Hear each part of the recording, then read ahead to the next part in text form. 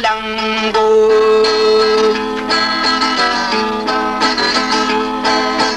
milang inu mga di inu mga de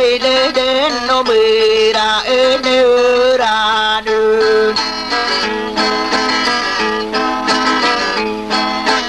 nai ko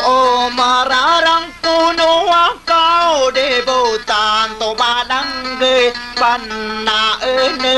de mese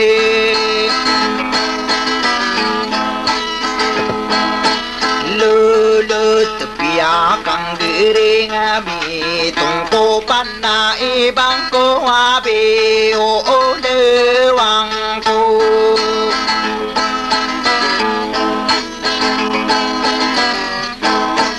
Saidar sakining giring ang kurao na enoray kegene o de iye koke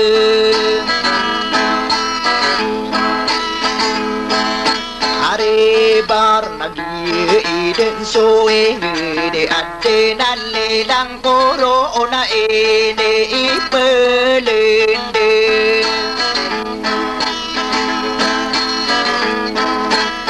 Nende goni awa matutong kau bene sineng buan ne pa semekapa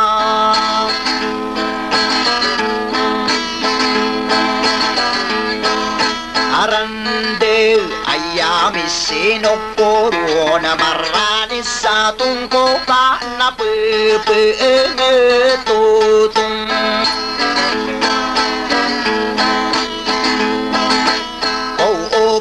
Kumalawan di lalag dedeng ko satu membela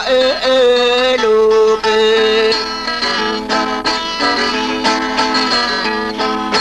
ASEAN saya napakaran de kape pinu tule ka ini pegara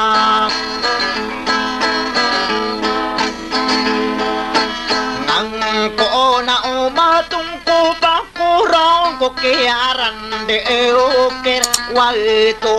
mendele